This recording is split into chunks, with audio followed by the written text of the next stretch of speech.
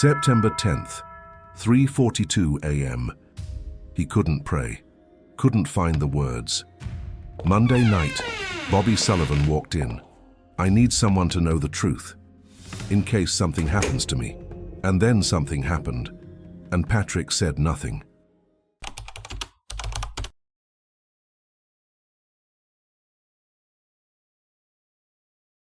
Father Patrick lit the altar candles for 7 a.m. Mass. His hands trembled. He hadn't slept, but he had to continue. The routine, the ritual, the appearance of normalcy.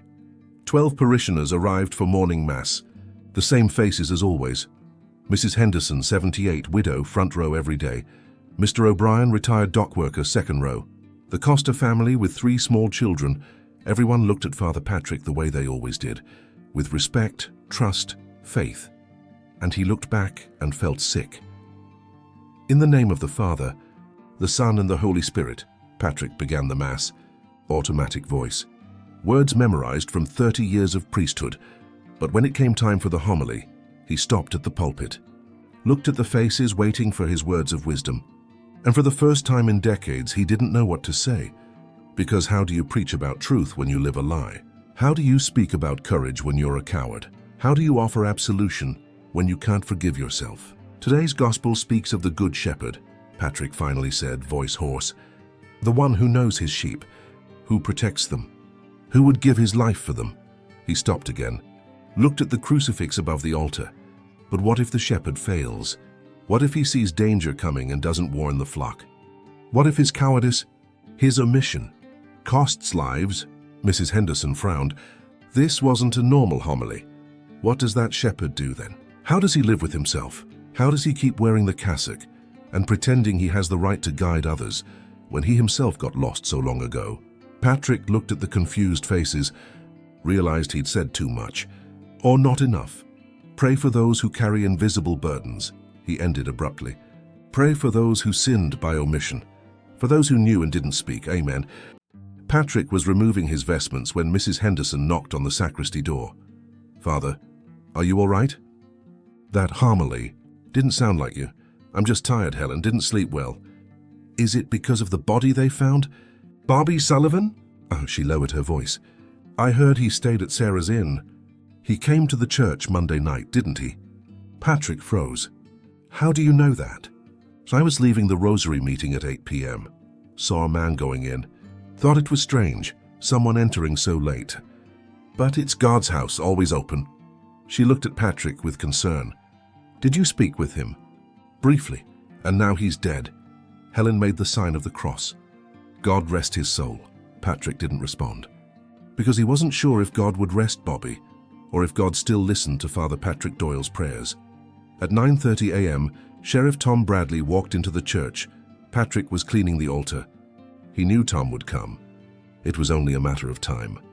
He'd prepared what to say, the half-truths, the strategic omissions, but when he saw Tom walking down the center aisle, everything he'd rehearsed disappeared. Father Patrick.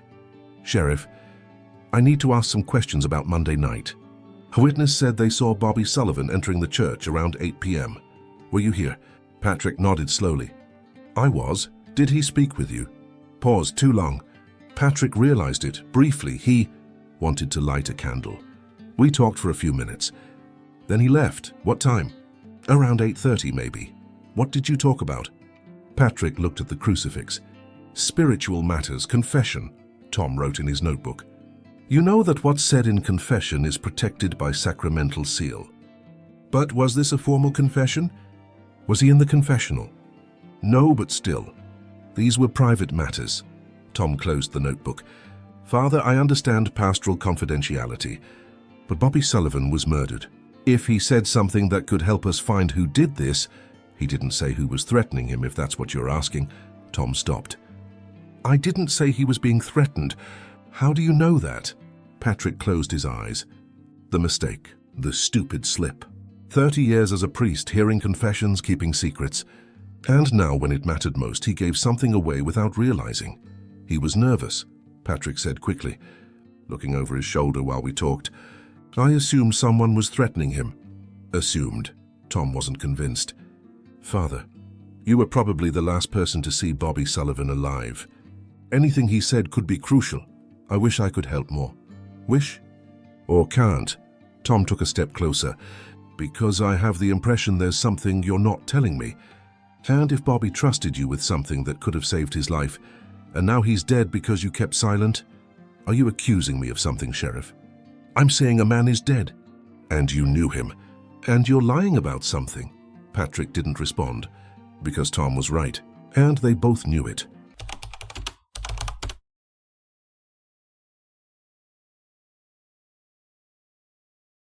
"15 years earlier, Father Patrick Doyle was 36 years old, an assistant priest at St. Michael's. This was his first post after ordination. He celebrated masses, taught catechism to the children, helped with administrative tasks. He was idealistic, believed he was doing God's work, saving souls, helping the less fortunate. But St. Michael's wasn't what it seemed. On the outside, charity. On the inside, negligence. And at the center of it all, Father Richard Reeves, the director. Patrick admired Father Reeves. The director had 15 years of experience, was respected by the diocese, knew how to run the orphanage, deal with bureaucracy, secure donations, but Patrick began to notice things. Small things, irregularities. The financial reports Reeves kept locked in his office. The donations that arrived, but didn't appear in the books. The inferior quality food the children received, while Reeves drove a new Cadillac and Bobby Sullivan's. Complaints of the janitor about building maintenance being constantly postponed. Patrick was filing papers when he found the memo, dated August 5th, 5 days earlier, from a Boston City electrical inspector. Safety inspection, St. Michael's Orphanage. Urgent. Electrical wiring presents imminent fire hazard. Complete replacement recommended. Fire code requires action within 30 days. Patrick read it again. Imminent hazard. 30 days he searched for other documents. Found estimates. 3 different electrical companies had sent proposals. The cheapest, $12,000. The most expensive, $18,000. And he found a handwritten note from Reeves. Too expensive. Defer until next fiscal year. Patrick held the documents with trembling hands. 30 days. The memo was 5 days old. That meant 25 days left. And Reeves was going to wait until next fiscal year? That was 4 months away. September, October, November, December. 4 months with children sleeping above faulty wiring. Patrick should have gone straight to the diocese that moment.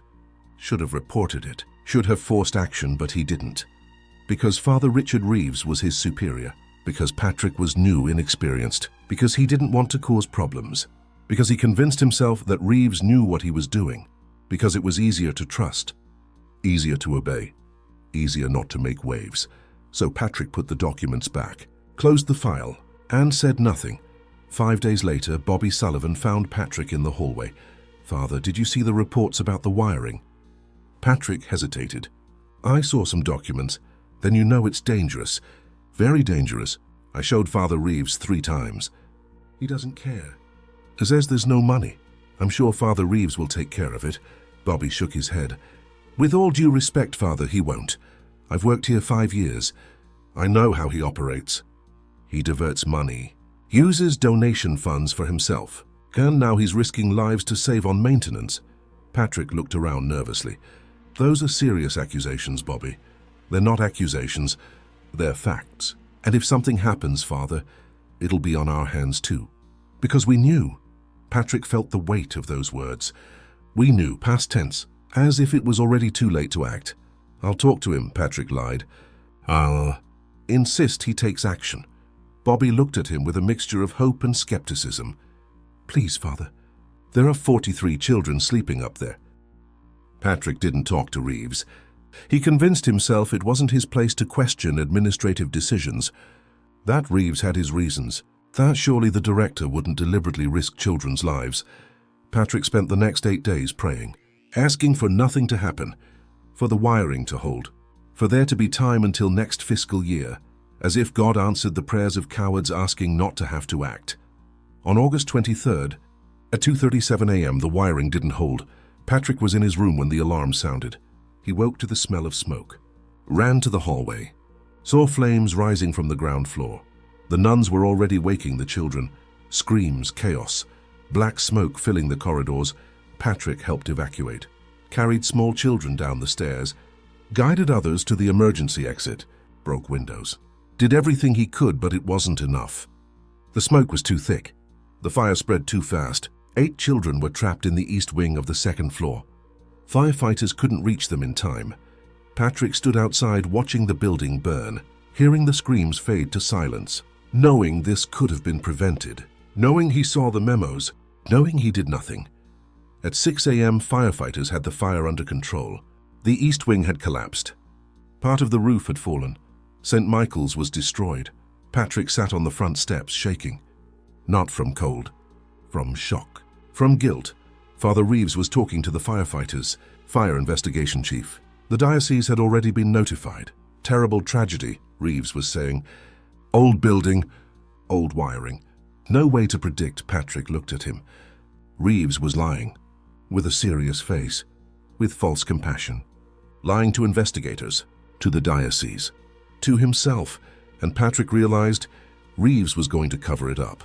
Would blame the old building, would hide the memos, would pretend no one could have predicted this, and Patrick would have to choose, expose the truth and implicate them both, or stay silent and carry the guilt alone. He chose silence. 1 week after the fire, Patrick was called to the bishop's office. Father Doyle, this tragedy has affected everyone deeply.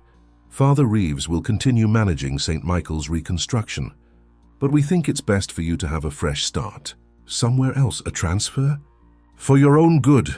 Harborview, Maine, small fishing community. St. Anne's needs a priest. It'll be good for you. Distance from difficult memories. Patrick understood. It wasn't for his own good. It was to silence him, to remove him from the Boston diocese, to ensure he wouldn't speak. And Father Reeves stays? Father Reeves has 15 years of administrative experience. The diocese trusts him to handle the situation. Patrick left the bishop's office knowing he'd become complicit in a crime. Not just by omission, but now by accepting silence bought with a transfer. In September 1972, Father Patrick Doyle arrived in Harborview, Maine, and began 15 years of running. If you're enjoying this video, please click the like button so YouTube can share it with more people. And if you enjoy this type of video, please subscribe to our channel.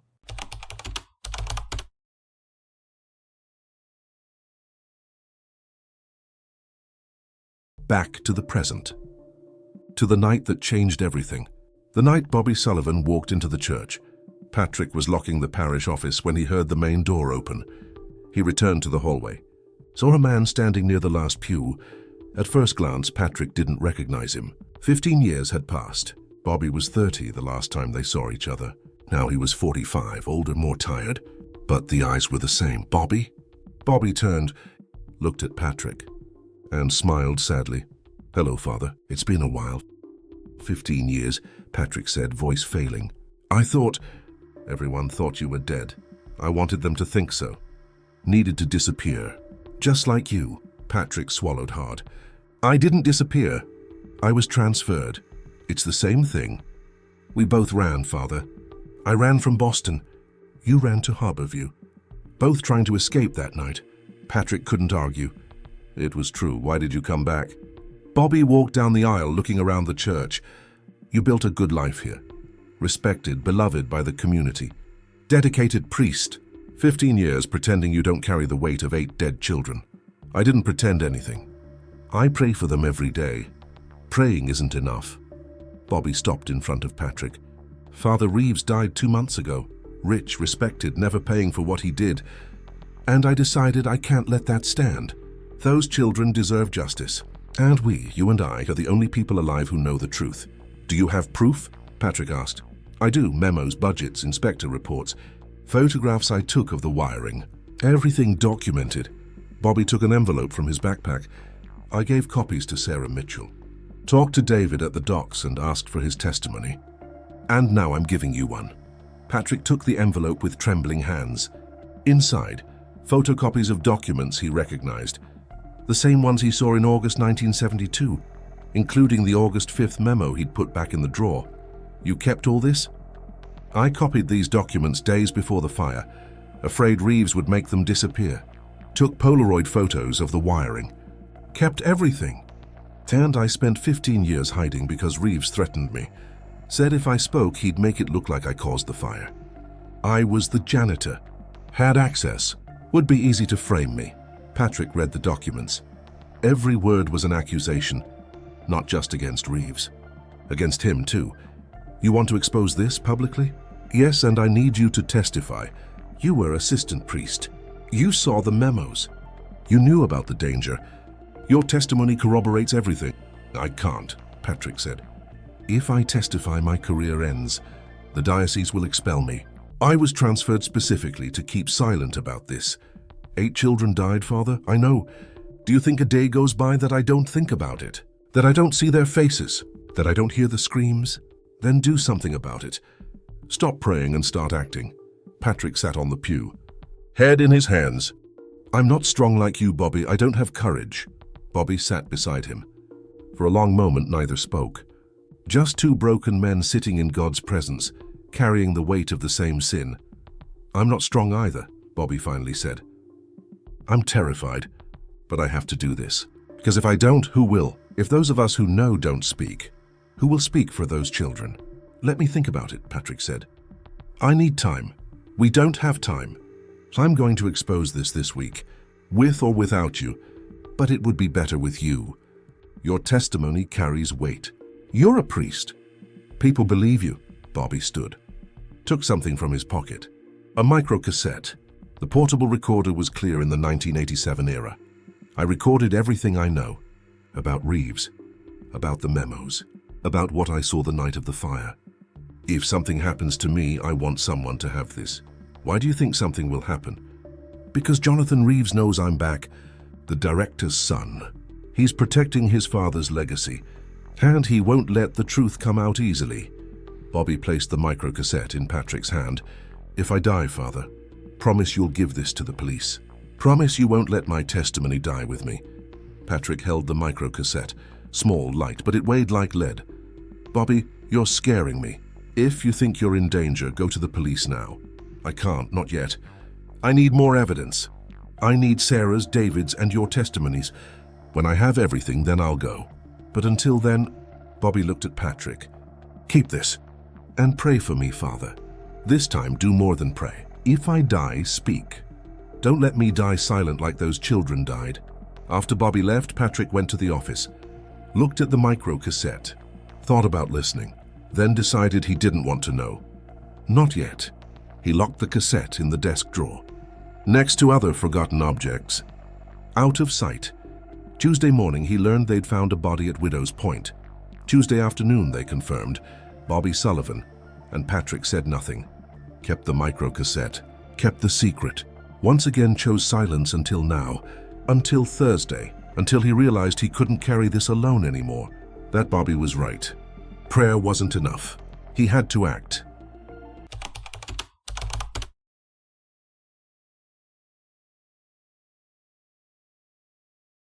Father Patrick walked into Sheriff Tom Bradley's office at 3 p.m. Thursday afternoon. He hadn't called ahead, hadn't planned what to say, just knew he had to do it. Tom looked up, surprised. Father Patrick, come back to add something to your statement. I lied to you this morning about my conversation with Bobby. It wasn't brief. It wasn't just spiritual matters. And I know things that can help your investigation. Tom closed the door. Sit down, Patrick sat.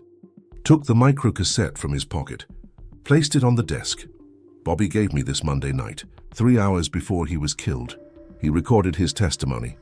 Everything he knew about the St. Michael's fire in 1972, about criminal negligence, about cover-up, and about who has motive to kill him.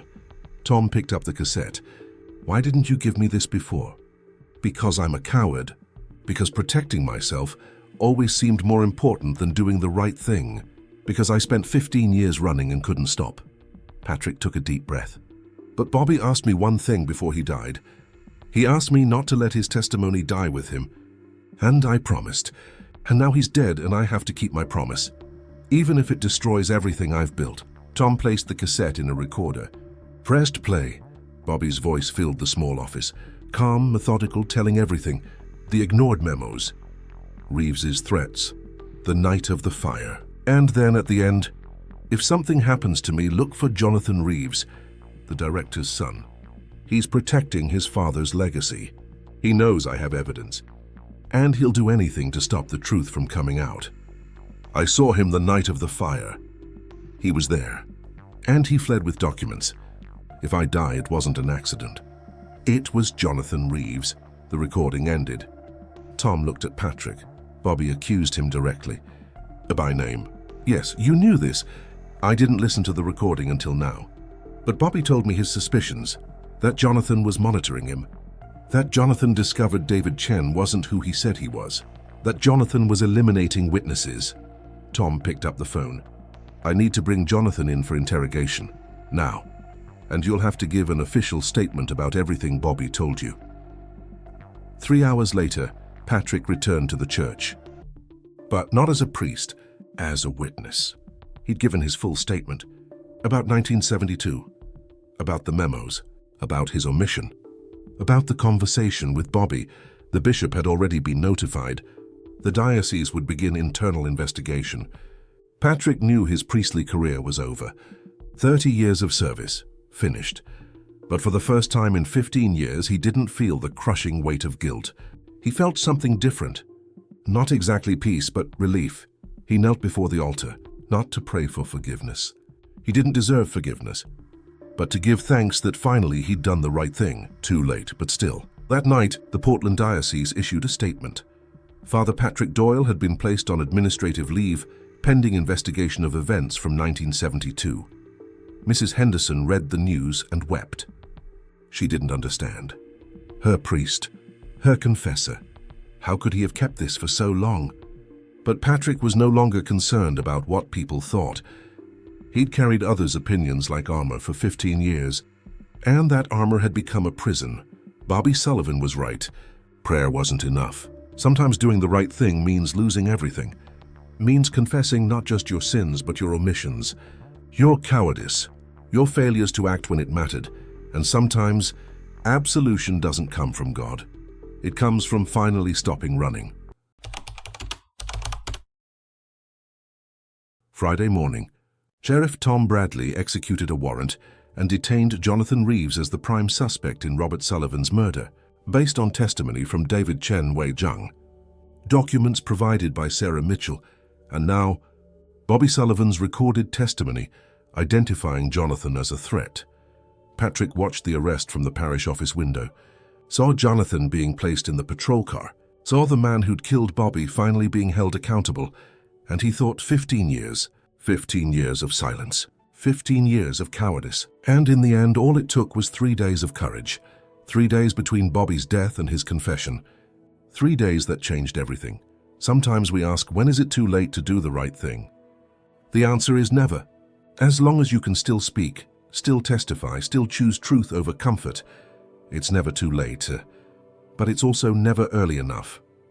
Because for 8 children at St. Michael's, Patrick acted too late. And he'll carry that forever. Father Patrick Doyle resigned from the priesthood in October 1987. He left Harborview and returned to Boston.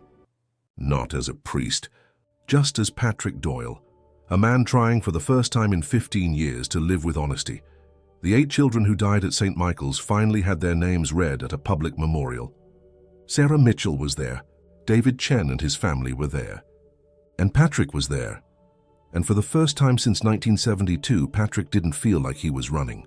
He was staying, witnessing, remembering, doing what he should have done from the beginning. In the next video, we'll discover Rebecca Walsh's story, the journalist who wants to expose the truth. The daughter of the nurse who was gravely injured in the fire and died months later from complications. Becca has documents, has connections, has ambition, and she suspects her mother didn't die accidentally.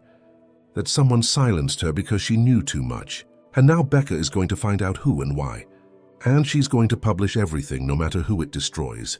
Some stories are about hiding, some about running. This one was about confessing. The next is about exposing.